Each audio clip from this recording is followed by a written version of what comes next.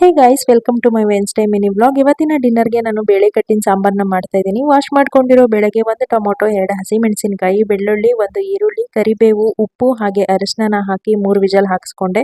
Next ಒಂದು ಕುಕ್ಕರ್ಗೆ ಸ್ವಲ್ಪ ಆಯಿಲು, ಸಾಸಿವೆ, ಈರುಳ್ಳಿನ ಹಾಕಿ ಸಾಂಬಾರ್ ಪೌಡರ್ನ ಹಾಕೊಂಡು ಬೆಂದಿರೋ ಬೇಳೆಯಿಂದ ತೆಗೆದಿರೋ ನೀರನ್ನ ಹಾಕಿ 1 ಸ್ಪೂನ್ ಖಾರದ ಪುಡಿ ಹಾಗೆ ಬೆಂದಿರೋ ಬೇಳೆನ ರುಬ್ಕೊಂಡು ಹಾಕೊಳ್ತಾ ಇದ್ದೀನಿ. ನಮಗೆ ಎಷ್ಟು ಬೇಕು ಅಷ್ಟ ನೀರನ್ನ ಹಾಕೊಂಡು ಇದಕ್ಕೆ ಉಪ್ಪು, ಹುಣಸೆ ರಸ, 1 ಸ್ಪೂನ್ ಬೆಲ್ಲ ಹಾಗೆ ಲಾಸ್ಟ್ ಅಲ್ಲಿ ಕೊತ್ತಂಬರಿನ ಹಾಕಿ ಬೇಯಿಸ್ಕೊಂಡ್ರೆ ಸಾಂಬಾರ್ ರೆಡಿ ಆಗುತ್ತೆ.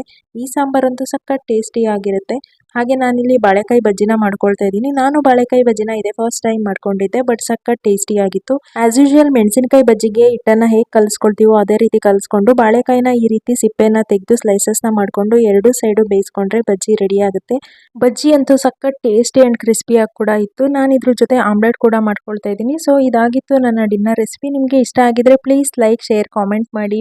ಬಾಯ್.